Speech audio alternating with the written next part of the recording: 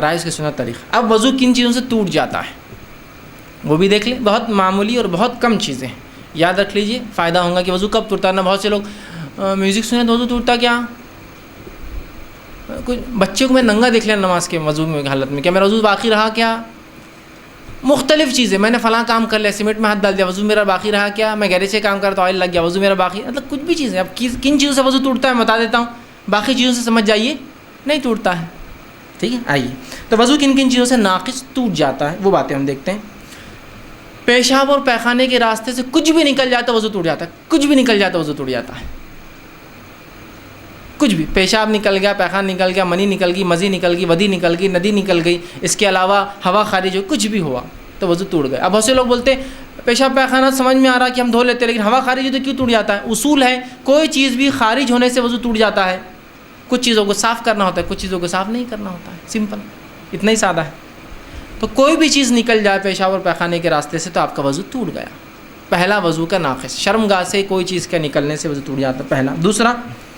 Late کر گہری نیند لینے سے وضو ٹوٹ جاتا ہے، یاد رکھیے، ٹھیک ہے۔ پہلی جو روایت تھی جو میں نے کہا پیشاب یا پیخانے سے وضو ٹوٹ جاتا ہے یا کوئی بھی چیز، اس کے تعلق سے صحیح بخاری کی روایت ہے، آپ صلی اللہ علیہ وسلم نے کہا لا يقبل اللہ الصلاۃ احدکم اذا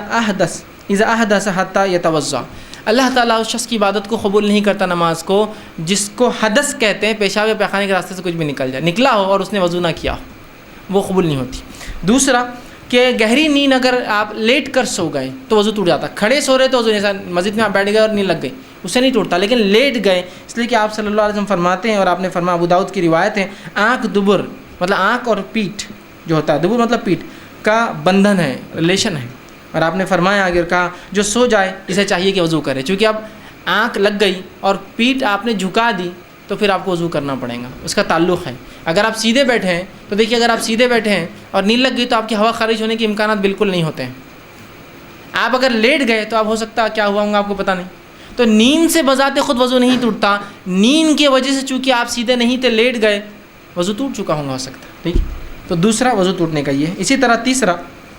بے ہوشی یا نشہ یا جنون چڑھنے سے وضو ٹوٹ جاتا ہے، اس لیے کہ ان حالات میں آپ نے کیا کیا آپ کو علم نہیں، ہوا خارج کر دی ہوں گی، پیشاب پیخانہ نہیں کا آپ کو علم بھی نہیں ہوتا ہے، مجنون ہو گئے۔ کسی کو ہوتا نا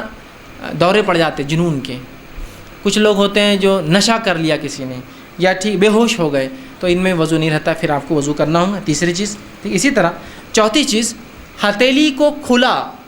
بغیر کپڑے کی آڑ سے شرمگاہ کو لگا دینا، اور شرمگاہ سے مراد اگلا اور پچھلا دونوں حصہ ہوتا ہے، بغیر کپڑے کے اپنی شرمگاہ کو، دونوں میں سے کوئی بھی ہتھیلی، شرمگاہ کو ہاتھ لگا لینے سے وضو ٹوٹ جاتا ہے، یاد رکھیں۔ یہ مسئلہ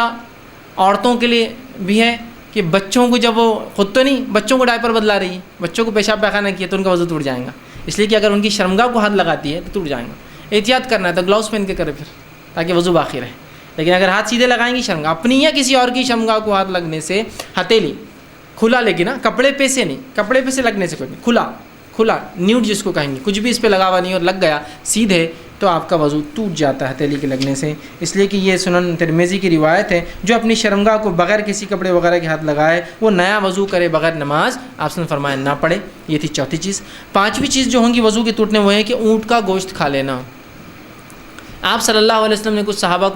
صحابہ نے آپ کے سامنے بکری اور مینڈے کا گوشت کھایا اور کہا کہ ہم وضو کریں، آپ نے کہا ضرورت نہیں۔ پھر ایک صحابی نے اونٹ کا گوشت کھایا اور کہا کہ ہم وضو کریں، تو کہاں وضو کر لیں۔ اسی طرح آپ صلی اللہ علیہ وسلم کو دیکھا کہ آپ نے جب اونٹ کا گوشت کھایا تو آپ وضو کرتے، اس کے بغیر نماز نہ پڑھتے، تو اونٹ کا گوشت کھانے سے وضو ٹوٹ جاتا ہے۔ اسی لیے بہت سے لوگ اگر دعوت دیتے ہیں اور اونٹ کا گوشت ہو تو ان کو بولنا پڑے گا اونٹ کا گوشت تھا، تاکہ جو لوگ وضو سے ان کو پھر سے وضو اب دہرانا ہوگا، ٹھیک ہے۔ تو یہ تھے وہ چیزیں جن سے وضو ٹوٹ جاتا ہے، بس اتنی ہی۔ اب اس کے علاوہ بھی ہے، جیسا کہ اسلام چھوڑ دینا، میں سمجھتا ہوں ان کی ضرورت نہیں، ریلیونٹ نہیں ہو، ایک مسلمان کے لیے بات ہو رہی ہے تو ارتداد، کوئی اسلام کو چھوڑ دے تو وضو کی ہر چیز اس کی ختم ہو جاتی ہے۔ اسی طرح عورت کو جو ہے شہوت کے اس سے ہاتھ لگانا، تو میں سمجھتا ہوں یہ بات بالکل سمپل ہے کہ شہوت سے جب آپ کسی کو ہاتھ لگائیں گے تو ظاہر سی بات ہے آپ کو کیا ہوتا ہے، جس میں تبدیلیاں آتی ہیں اور شرمگاہ سے کچھ نہ کچھ مادے ضائع نکلنا شروع ہو جاتے ہیں، تو ظاہر سی بات ہے وضو ٹوٹ جاتا ہے، لیکن عام اعتبار سے اتنا ٹوٹتا ہے۔ اب وہ باتیں جن باتوں سے